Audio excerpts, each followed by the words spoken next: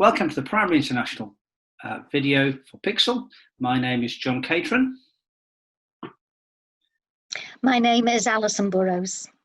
Welcome. We're going to be discussing target setting today, particularly with the primary schools. And Madam Alison and I will do a small role play during this once we've explained the way in which the PiXl process works for primary pupils. The first thing we're going to talk to you about is the role of the Raising Standards leader. The Raising Standards leader in school is a crucial role because this is the key person who works with the head teacher to set goals for the year. And every so often the ward education officer will come to the school to discuss the targets and to make sure the school is making the progress it thinks it's capable of.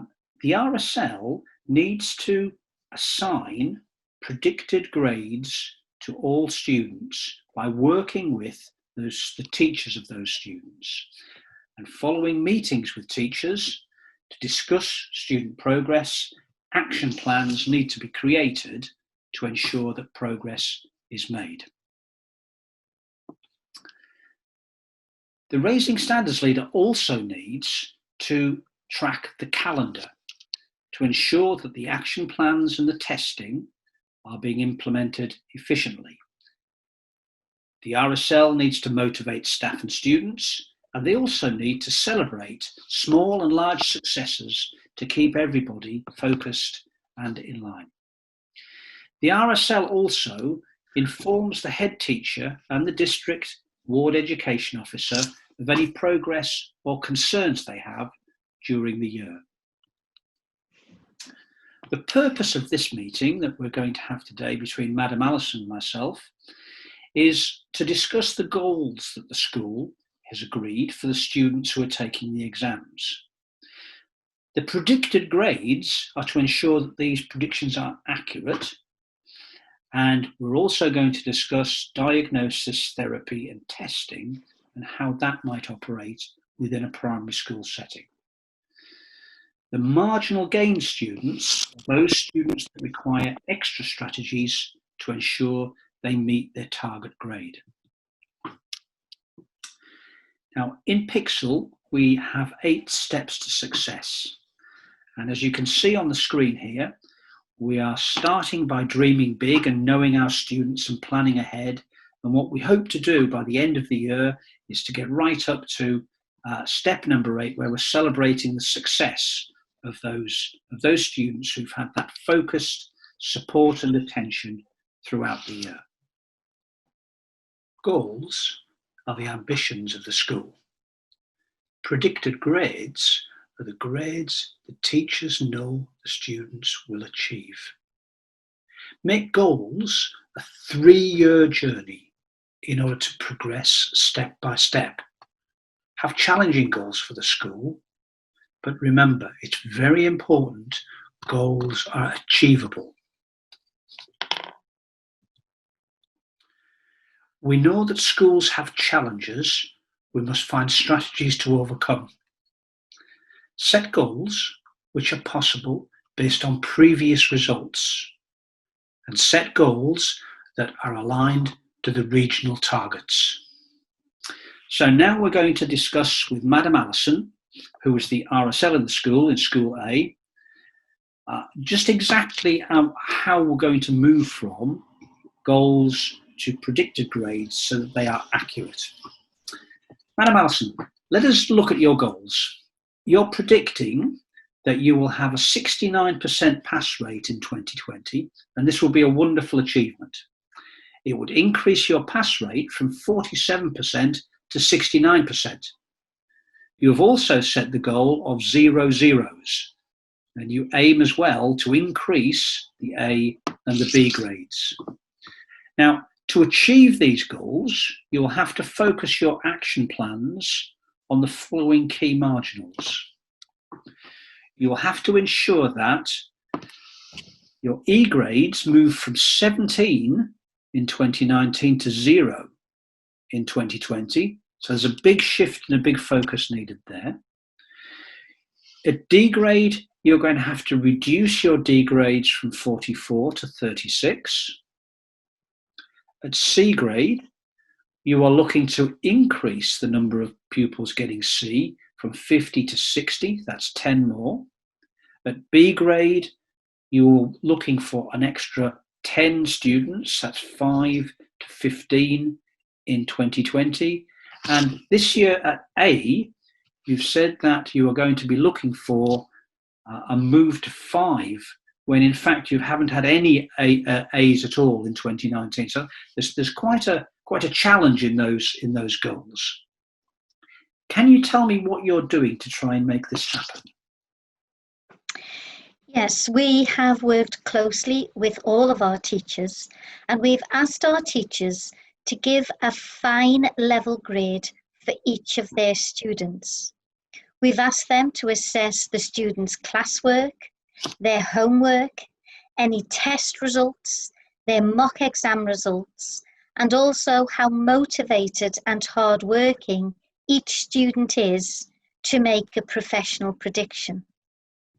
They then make a professional prediction of what grade the pupil will get when they sit their final exam. And I have analysed this data, and I have identified the students that have an E3, E2 and E1 in each subject. I have also looked at the students that have a D3 and a D2, as these are now our marginal gain students. And I have worked with our teachers to be able to identify what it is that we have to do with these students in order to ensure that they either achieve the grade that we need them to achieve or move up to the next grade. We have also looked at the marginal students at the top of the grades. So we have looked at students achieving a B2 and a B1 to see what it is that we have to do in order to help them to achieve an A. In the same way as we have identified our A3 students, and we are working really hard to make sure that they don't drop down to a B. Well, thank you, Madam Allison. So just to reassess, with fine level grading, we are looking at, let's say, for example, C1, C2, and C3. A C1 student would be very secure. A C2 student would be secure at that grade, but a C3 would be insecure.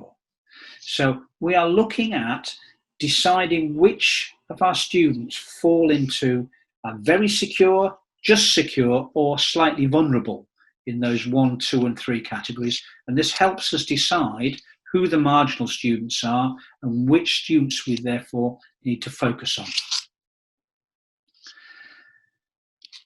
Having done that, to ensure exam success, we must find out for each of these pupils, these students, what are the things they don't know. We need to teach them how they can do the things they cannot do, and we must test to check that they have learnt those skills. So what we have done for those marginal gain students is that we have introduced diagnosis, therapy, and testing. So as you have said, the first thing we need to do is work out what the students do and don't know.